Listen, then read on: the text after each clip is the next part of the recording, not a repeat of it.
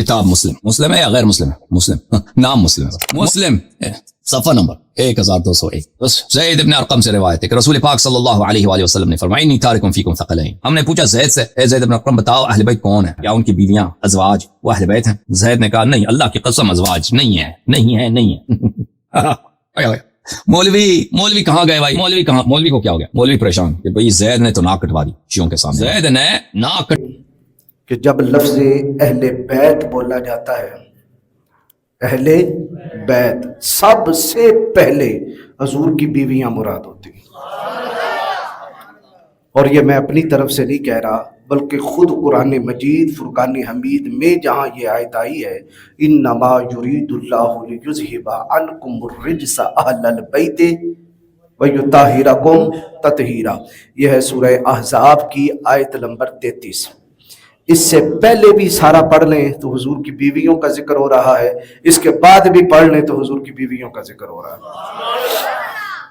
لبے لباب یہ ہے کہ جب مدینہ طیبہ میں فتوحات ہوئیں، جنگ فتح ہو گئی، مال غنیمت آیا، تو مہاجرین کی جو بیٹیاں تھیں، مہاجرین کی جو مائیں بہنیں بیویاں تھیں خوشحال ہو گئیں، انصار بھی خوشحال ہو گئے، مال غنیمت آ گیا.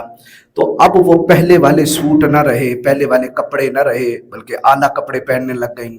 پہلے والی خوراک نہ رہی بلکہ اعلیٰ خوراک کھانے لگ گئیں. تو چہرے میں رونق آ گئی، خوشحالی آ گئی. تو جب وہ آتی حضور کی ازواج کے پاس، اور وہ حضور کے ازواج کے پاس آ کے اپنے کپڑوں کا ذکر کرتی، اپنے کھانوں کا ذکر کرتی، تو ایک مرتبہ ازواج رسول نے اکٹھے ہو کے آپس میں میٹنگ کی کہ ہم نبی رحمت شفیع امت صلی اللہ تعالی علیہ وسلم سے عرض کریں گی کہ جس طرح باقی مدینہ کی خواتین، مہاجرین و انصار کی خواتین خوشحال ہو گئی ہیں، ہم آپ کے عقد میں ہیں، ہم بھی اچھے کھانا کھانا چاہتی ہیں، اچھے سوٹ پہننا چاہتی ہیں، اور ہر بیوی اپنے میاں سے تقاضا کرتی ہے. اس میں کوئی دو رائے نہیں ہے. آپ میں سے کوئی ایسا نہیں ہے کہ جس کی بیوی تقاضا نہ کرے. بولیے بھائی تقاضا. ہاں، اللہ نے جس کو جتنا مال دیا ہے وہ اپنی وسعت کے مطابق اپنے بیوی بچوں پہ خرچ کرے. تو تقاضا ان کا جائز تھا. حضور آئے تو انہوں نے آگے تقاضا رکھ دیا. لیکن آقا کریم علیہ الصلوۃ والسلام محض انسان تو نہیں تھے نا، آپ معلم کائنات تھے، سید الانبیاء تھے. حضور نے ایک فقر کا بھی تو درس دینا تھا، فقر کا درس دینا تھا، اور لوگوں کے ابھرتے ہوئے سوالوں کو ختم کرنا تھا کہ کہیں کوئی یہ نہ کہے یہ نبی تو مال جوڑنے آیا ہے، یہ نبی تو دنیا جوڑنے آیا ہے. حضور ناراض ہو گئے.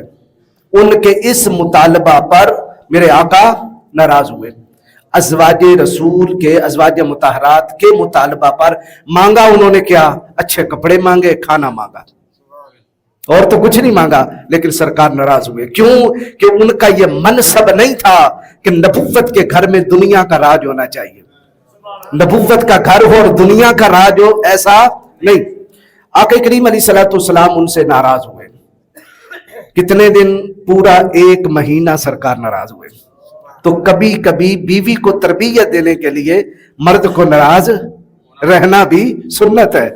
حضور ناراض ہو گئے، اور ناراضگی اس حد تک حضور نے اختیار فرمائی کہ آقا کریم علیہ السلام پورا مہینہ کسی کے گھر بھی تشریف نہ لے گئے، کسی کے گھر بھی تشریف نہ لے گئے، بلکہ حجرات، جو حجرے تھے مسجد نبوی کے ساتھ ایک بالا خانہ تھا، اوپر والا ایک کمرہ تھا.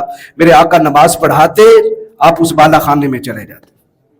پھر اگلی نماز میں حضور بالا خانہ سے نیچے اترتے، نماز پڑھاتے، اسی بالا خانہ میں تشریف لے جاتے. حتیٰ کہ ان ازواج میں ایک تاجدار صداقت کی شہزادی تھی، حضرت ام المومنین سیدہ عائشہ صدیقہ، اور ایک تاجدار عدالت کی شہزادی تھی، حضرت فاروق اعظم رضی اللہ تعالیٰ عنہ کی شہزادی جناب سیدہ حفصہ، اور باقی ازواج بھی تھیں. تو آہستہ آہستہ حضور کی اس ناراضگی کو لوگوں نے غلط معنی لے لیا. مشہور ہو گیا کہ کہیں حضور نے طلاق نہ دے دی ہو. تو آپ کو پتہ ہے تھوڑی سی بات نکلے تو باتوں میں بات بڑھ جاتی ہے. تو بات گئی بڑھ، اور اتنی بڑھ گئی کہ حضرت فاروق اعظم کے کانوں تک یہ آواز پہنچی کہ آقا کریم علیہ السلام نے اپنی ازواج کو طلاق دے دی ہے. تو حضرت فاروق اعظم رضی اللہ تعالیٰ عنہ آپ نے جب یہ سنا کہ حضور نے اپنی ازواج کو طلاق دی تو طلاق تو بے معنی نہیں ہوگی نا, کوئی تو وجہ ہوگی نا, کوئی تو وجہ ہے نا کہ حضور ناراض ہوئے ہیں.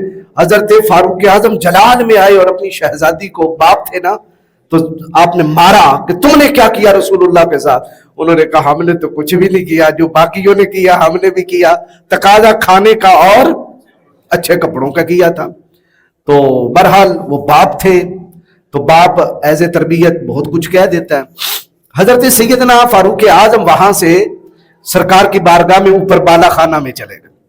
عرض کیا, اب توجہ طلب نکتہ ہے, مسلم شریف یہ پڑھ رہا ہوں. عرض کیا یا رسول اللہ میں اندر آ سکتا ہوں؟ حضور نے فرمایا اندر آ جاؤ. اجازت جب ملی تو کیا دیکھا کہ نیچے کھجور کی ایک چٹائی ہے جس پر رسالت مآب صلی اللہ تعالی علیہ وسلم لیٹے ہوئے ہیں, اور کھجور کی چٹائی کے نشان حضور کے جسم پہ لگے ہوئے تھے, وہ نشان ابھرے ہوئے تھے. تو حضرت فاروق اعظم رونے لگ گئے کہ کہاں کیسر و کسرا محلوں میں راج کریں اور کہاں رب کا لاڈلا محبوب اس چٹائی پہ اوپر ماہوے آرام کرے. تو عرض کیا آقا آپ اس چٹائی پہ؟ تو حضور نے فرمایا عمر کیا تم اس بات پہ راضی نہیں؟ ان کے لیے اللہ نے دنیا بنائی ہے, ہمارے لیے اللہ نے آخرت بنائی ہے.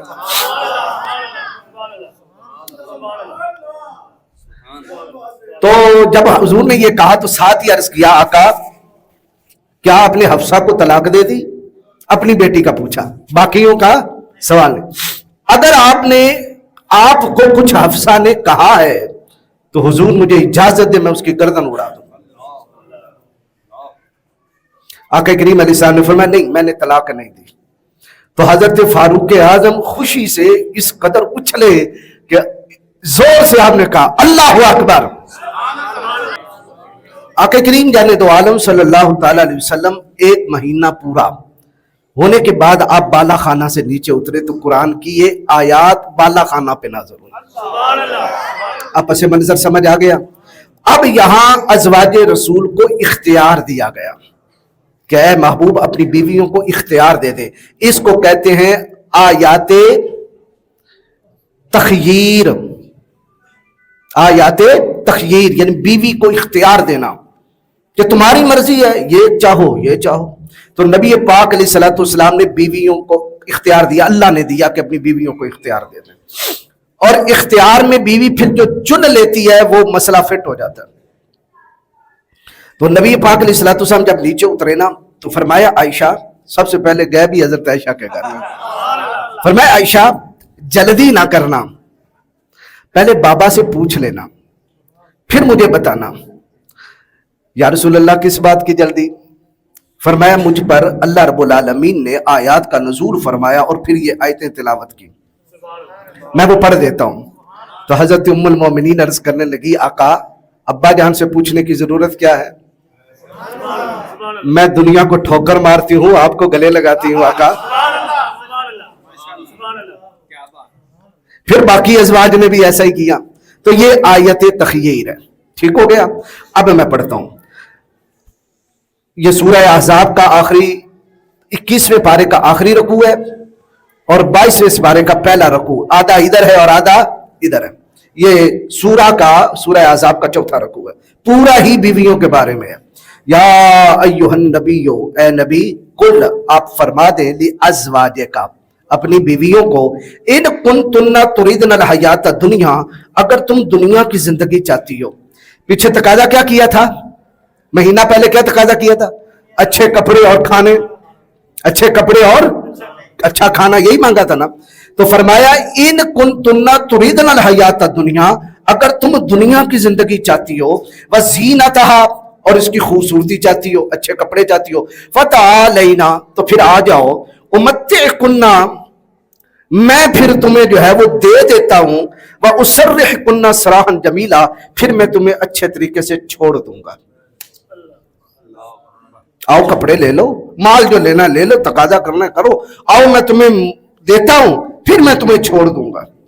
وَإِن كُنَّ تُرِيدْنَ اللَّهَ وَرَسُولَهُ اور اگر تم چاہو اللہ اور اللہ کے رسول کو,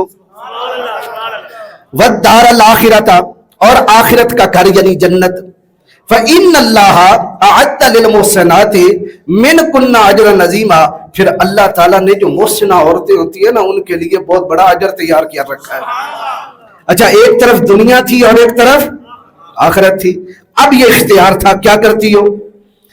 آگے اللہ رب العالمین نے فرمایا اب یہ کس کے نکاح میں تھی؟ بولیے بھائی، سید الانبیاء کے نکاح میں۔ قربت کیسی تھی؟ وہ میرے استاد محترم ایک جملہ بولا کرتے تھے کہ یہ بات ٹھیک ہے، بڑی عظمت والی ہے، ایک رات علی کی قسمت میں بھی آئی کہ رسول اللہ کے بستر پہ سوئے۔ ایک رات علی کی قسمت میں آئی اور یہ خوش نصیبی اور شان ہے علی کی کہ رسول اللہ کے بستر پہ سوئے۔ ارے کچھ ذرا غور بھی تو کرو، عائشہ وہ ہے جس کے بستر پہ خود رسول اللہ 10 سال سوئے۔ ادھر بھی تو عظمت دیکھو، ایک بار سونا علی سوئے تو وہ عظمت والے واقعی عظمت والے ہیں، تو جن کے بستر پہ رسول اللہ سوئے اور پھر رسول اللہ کی جو راحت بنی اور جن کی گود میں رسول پاک کا انتقال ہوا، اور آپ فرماتی ہیں کہ میری گود میں رسول اللہ کا انتقال ہوا، سر انور میری گود میں تھا، اور آخری جو حضور کے منہ میں یہ حلق کے نیچے جو چیز پہنچی ہے وہ میرا لعاب تھا، وہ میرا لعاب تھا جو حضور کے حلق سے نیچے اترا، اور میرے ہی حجرہ میں رسول اللہ مدفون ہوئے۔ آج قبر انور جہاں ہے، روضہ انور جہاں ہے، یہ حضرت ام المومنین سیدہ عائشہ صدیقہ کا حجرہ ہے۔ تو اب قربت بڑی تھی۔ اب اللہ رب العالمین نے فرمایا یا نساء النبی، اب یہ تنبیہ کی، یا نساء النبی، پہلے کہا نا معبود تو کہہ، اب ڈائریکٹ ہو گیا، یا نساء النبی، اور نبی کی بیویوں، من یأت منکن بفاحشۃ مبینہ، بڑا خراب کر رہا ہے مجھے یہ سپیکر، وہ دوسرا لے آئے یار، دروشی پڑھیں۔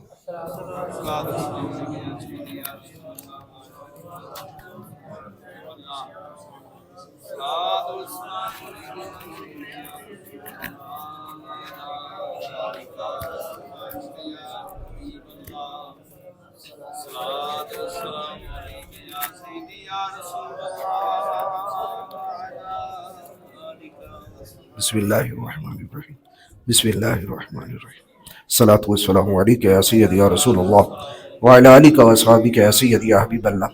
فرمایا یا نساء النبی، اے نبی کی گھر والیوں، من یأت منکن بفاحشۃ مبینہ، یاد رکھنا اگر تم میں سے کسی نے غلط کام کیا، یضاعف لها العذاب ضعفین، باقیوں کو تو ملے گا نا ایک ایک عذاب، تمہیں ملے گا 2 عذاب۔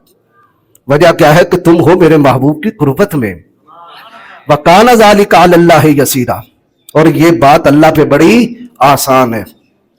اس سے پتہ چلا کہ جو جتنا قریب ہوتا ہے اس پہ اتنی نظر ہے۔ اب ایک بندے کو نہیں پتا اس کو ایک سزا ملے گی، تو جس کو پتا ہو کہ جرم کرے اس کو تو ڈبل ملے گی۔ آگے فرمایا وَمَن يَقْنُتْ مِنْكُنَّ لِلَّهِ وَرَسُولِهِ، اور جو تم میں سے ڈرتی رہے گی نا، تابع فرمان رہے گی اللہ اور اللہ کے رسول کی، وَتَعْمَلْ صَالِحًا، اور اچھے کام کرتی رہے گی، نُؤْتِيهَا أَجْرَهَا مَرَّتَيْن، تو ہم اس کو دیں گے ایک ایک عمل میں ڈبل اجر۔ اب آپ نے ایک نماز پڑھی فجر کی تو کتنی فجریں ہو گئیں؟ رمضان شریف ہے نا 70، لیکن ام المومنین پڑھے تو 140۔ آپ کا ایک حج 10 کے برابر، کیونکہ ایک نیکی پہ اجر کتنا ملتا ہے 10، لیکن ام المومنین کا 20 کے برابر۔ اب سمجھ آ رہی ہے؟ آگے فرمایا وَأَعْتَدْنَا لَهَا رِزْقًا كَرِيمًا، اور ہم نے تمہارے لیے عزت والا اور کرامتوں والا رزق تیار کر رکھا ہے۔ اگلی بات سنیے گا، یہ میں قرآن پڑھ رہا ہوں، کوئی سسی پونی اور آواز آئی نہیں پڑھ رہا، آواز آئی تو فلانے نے کیا، یہ وہ قرآن پڑھ رہا ہوں جس کی صداقت پہ خود رب العالمین کا قرآن گواہ ہے۔ الف لام میم ذالک الکتاب لا ریب فیہ، فرمایا یا نساء النبی، یا نساء النبی، یا نساء النبی لستن کاحد من النساء، اے میرے محبوب کی گھر والیوں، اے عائشہ، سودا، سلمہ، حفصہ اور جویریہ، ام حبیبہ، سنو، پوری دنیا کی کوئی عورت بھی تمہارے رتبے کی ہے ہی نہیں۔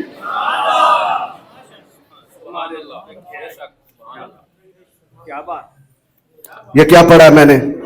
یہ نفع قطعی ہے. کوئی عورت دنیا کی تمہارے رتبہ و مقام کی تم اور عورتوں کی طرح ہو ہی نہیں.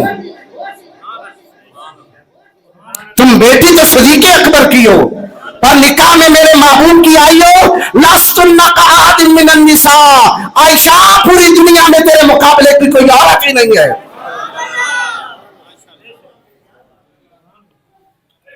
ان اتقیتن فلا تخضعن بالقول. اگر تم واقعی رب سے ڈرتی ہو نا تو جب غیر مرد بات کرے ہے ماوی النبی اولا بالمؤمنین من انفسہم وازواجہم امہاتہم. ہے ماں، روحانی ماں، ایمانی ماں، قرآنی ماں اور ایمان والوں کی ماں. پر جو بات کرے نا آئے دروازے پہ دروازہ کھٹکھٹائے اور پوچھے، فرمایا فلا تخضعن بالقول. اسے نرمی میں بات نہیں کرنی.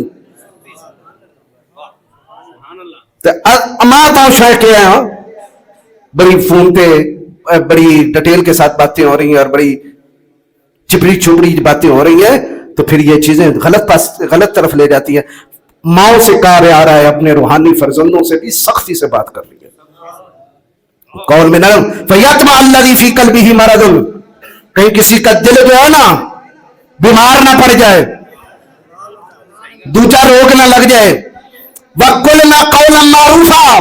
عام معروف طریقے سے بات کر رہی ہے جو عام معروف طریقہ ہے. اما جان گھر میں چیز ہے ٹھیک ہے نہیں ہے بس بات ختم ہے. عام طریقے سے بات کرنی ہے. وَقَرْنَا فِي بُيُوتِكُنَّ. اور اپنے گھروں میں ہی ٹھہری رہو، اپنے گھروں میں ہی ٹھہری رہنا. وَلَا تَبَرَّجْنَ تَبَرُّجَ الْجَاهِلِيَّةِ الْأُولَىٰ. تو جس طرح پرانی دور جاہلیت میں عورتیں بات پھرا کرتی تھی یہ ایسے تم نہ پھرنا کیونکہ تم میرے محبوب کی بیویاں ہو. بات کن کی چل رہی ہے بھائی؟ ازواج کوئی اور ہے تھرڈ پرسن؟ رسول ہے، ازواج رسول ہے بس. اللہ ان سے مخاطب ہے کسی اور سے نہیں ہے. آگے کیا فرمایا؟ وَأَقِمْنَ الصَّلَاةَ. تم نماز قائم رکھنا. وَآتِينَ الزَّكَاةَ. اور زکات ادا کرتے رہنا. وَأَطِيعْنَ اللَّهَ وَرَسُولَهُ. اللہ اور اللہ کے رسول کی باتیں مانتے رہنا. إِنَّمَا يُرِيدُ اللَّهُ لِيُذْهِبَ عَنكُمُ الرِّجْسَ أَهْلَ الْبَيْتِ. اور نبی کی گھر والیوں اللہ نے ارادہ کر لیا تمہیں پاک صاف کر دے.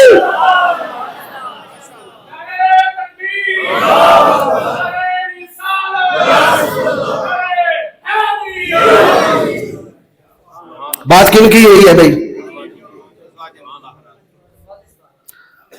ایک کالا ہے اندر باہر سے کالا ہے. وہ کہتا نہیں کہ بات تو کسی اور کی ہو رہی ہے. ہم ان کو بھی اہل بیت مانتے ہیں جن کو چادر کے نیچے لیا گیا ہے لیکن وہ بعد میں لیا گیا. خطاب پہلے ازواج رسول کو کیا جا رہا ہے. جو ان کا انکار کرے وہ بھی ناسبی ہے، خارجی ہے، دار اسلام سے فارغ ہے. اور جو ان کا انکار کرے وہ بھی اسلام سے فارغ ہے. ہم اللہ کے قول کو بھی مانتے ہیں، رسول اللہ کے قول کو بھی مانتے ہیں. تو پہلی مصداق کون ہے؟ ازواج. اگلی بات بھی سنیے.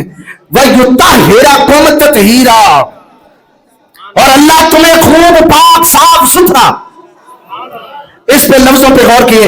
يُطَهِّرَكُمْ یہ فعل ہے، طہارا يُطَهِّرُ فعل ہے، تطہیرا اسی کا مصدر ہے جو مفعول مطلق بن رہا ہے. اور یہ قاعدہ ہے کہ جب فعل پہلے آ جائے پھر وہی اسی کا مصدر آگے آ جائے وہاں معنی میں مبالغہ ہو جاتا ہے.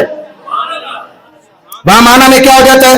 میں اس کی مثال دیتا ہوں. اللہ فرماتا ہے وَرَتِّلِ الْقُرْآنَ. پہلے رتل کہا پھر ترتیلا کہا، اسی کا مصدر آگے ذکر کیا. قرآن کو خوب تجوید کے ساتھ پڑھ. عام سمپل ترجمہ ہے ٹھہر کے پڑھ. مانا تجوید کے ساتھ، خوب تجوید کے ساتھ پڑھ. کلی تجوید نہیں، خوب تجوید کے ساتھ. وَكَلَّمَ اللَّهُ مُوسَىٰ تَكْلِيمًا. کلامہ تکلیمہ. اللہ نے موسیٰ سے باتیں کی، صرف باتیں نہیں کی، تکلیمہ خوب باتیں کی. خوب والا بھی ترجمہ کرنا پڑے گا. ہوں آؤ آیت درود وال. ان اللہ و ملائکتہ یصلون علی النبی یا ایھا الذین آمنوا صلوا علیہ، اے ایمان والو میرے نبی پہ درود بھیجو، وسلموا تسلیما، اور سلام خوب بھیجو۔ تو جب پیچھے فعل آ جائے اسی کا ہی مصدر آگے آ جائے جو مفعول مطلق بن رہا ہو، وہ معنی جو ہے وہ معنی میں زیادتی ہو جاتی ہے، خوب کا ترجمہ پیدا ہوتا ہے۔ یہاں بھی اللہ فرماتا ہے انما یرید اللہ لیذھب عنکم الرجس اہل البیت ویطہرکم تطہیرا، اور نبی کی گھر والیوں اللہ تمہیں خوب صاف ستھرا کرنا چاہتا ہے۔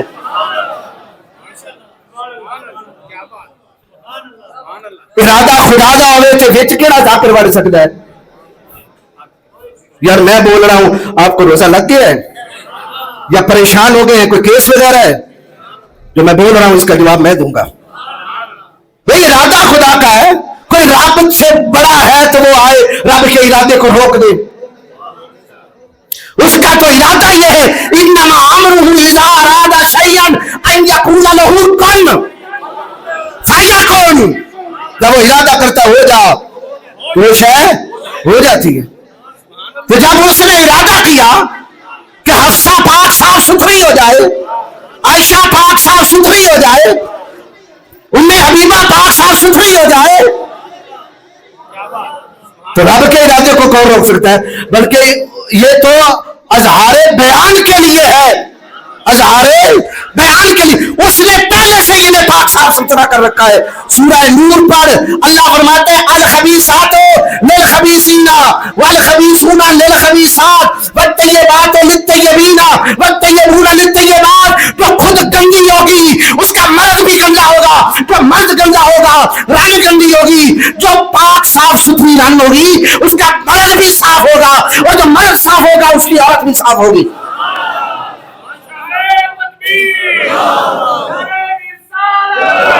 اور یہ بات یاد رکھیں، یہ بات یاد رکھیں، یہاں جو بات کی جا رہی ہے، یہ جو آیت پڑھی ہے، یہ آیت عام قاعدہ کلیہ نہیں ہے، ورنہ ہمارا مشاہدہ ہے، ہم دیکھتے ہیں بندے بڑے گندے ہوتے ہیں لیکن عورت بڑی پاک صاف ستھری ہے، ہوتی ہے کہ نہیں ہوتی؟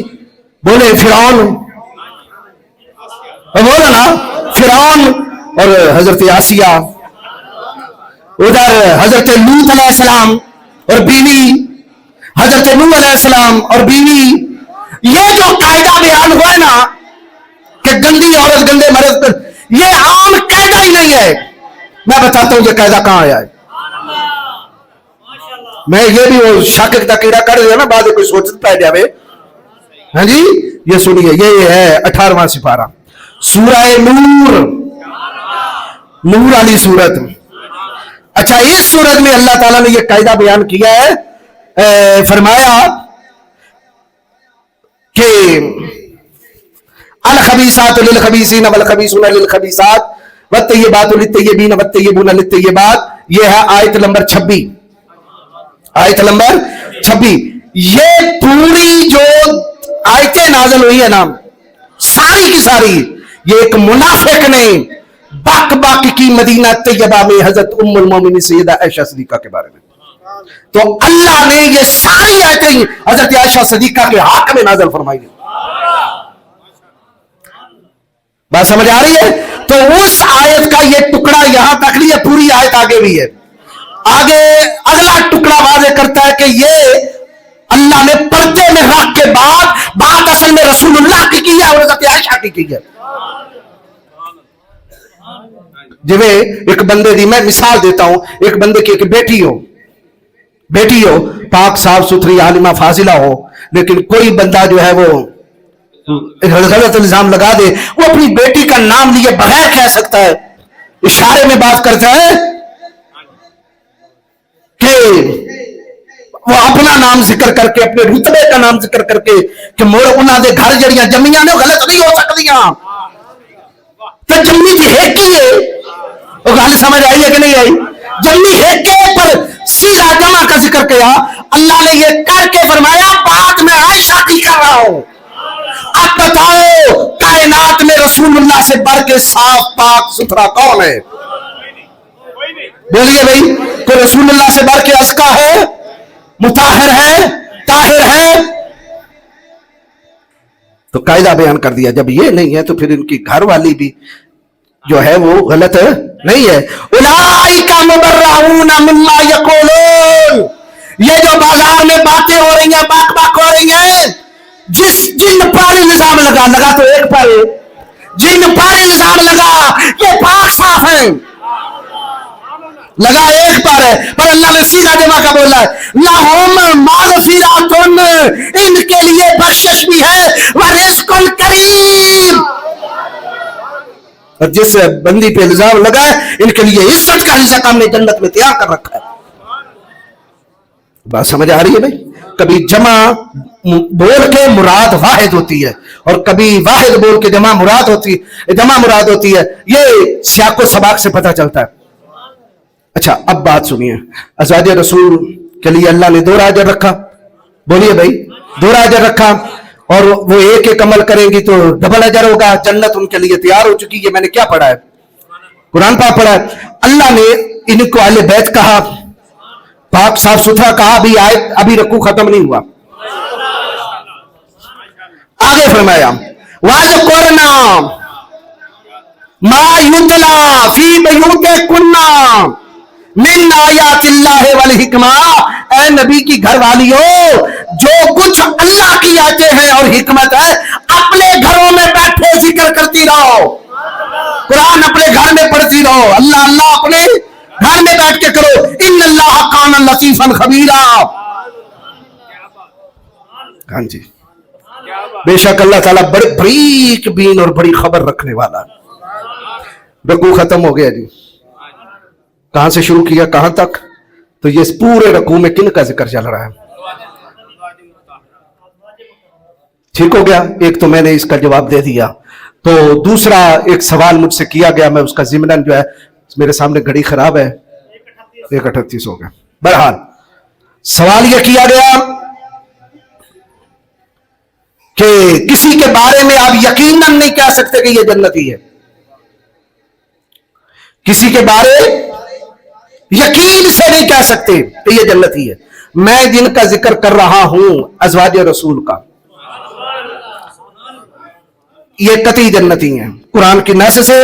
اور دوسرا خود حضور پاک صلی اللہ علیہ وسلم کا فرمان ہے، وہ سن لیں.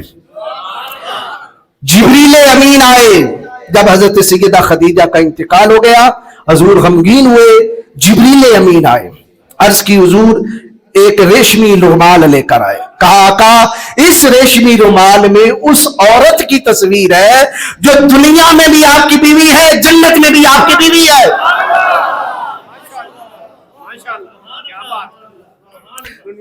حضور فرماتے ہیں میں نے جب اس ریشمی رومال کو کھولا تو وہ عائشہ بنت صدیق اکبر کی تصویر تھی. اور سنیے قاضی ایاز کی الشفا، امام مالک حدیث لائے، پیچھے حدیث لا کے آگے قاضی ایاز مختلف علماء کے اقوال بیان کرتے ہیں کہ اس عالم کا یہ فتویٰ ہے، اس عالم کا یہ فتویٰ ہے، یہ قول ہے، جس طرح فقہا کے اقوال چلتے. بات سنیے، من سب نبی فقتلوہ ومن سب صحابی فجلدوہ کے تحت لائے حدیث ذکر کی. اور کہا کہ رسول اللہ کا گستاخ وہ تو واجب القتل ہے ہی، اور حضرت ابو بکر صدیق، حضرت عمر فاروق، عثمان غنی بشمول سارے صحابہ، ان کا گستاخ واجب ضرب ہے، اسے مارا جائے گا.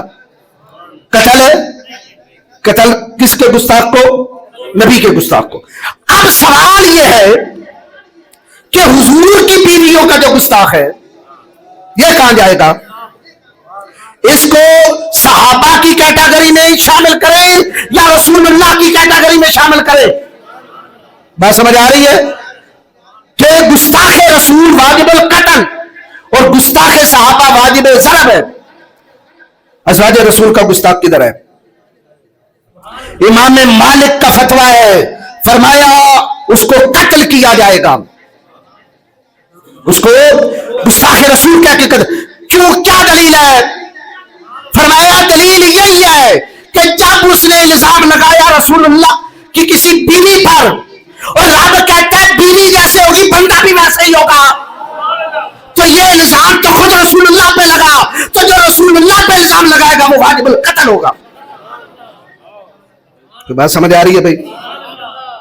اور پھر اسی کے ساتھ ضمن میں لائے کہ جس نے گستاخی کی حضرت سیدہ فاطمہ زہرا کی, تو چونکہ یہ بدائے رسول ہے, جگر گوشہ رسول ہے, اور حضور کا اپنا فرمان ہے کہ جو چیز فاطمہ کو تکلیف دیتی ہے وہ مجھے تکلیف دیتی ہے, تو جس نے حضرت فاطمہ کی گستاخی کی وہ بھی واجب القتل ہوگا. باقی صحابہ کا حکم الگ ہوگا. میری بات سمجھ آ رہی ہے؟ باقی صحابہ کے گستاخ کا حکم الگ ہے. ازواج رسول اور بدع الرسول حضرت فاطمہ زہرا کے گستاخ کا حکم الگ ہے. وہ رسول اللہ کے گستاخ جتنا ہی اس کو سزا دی جائے گی.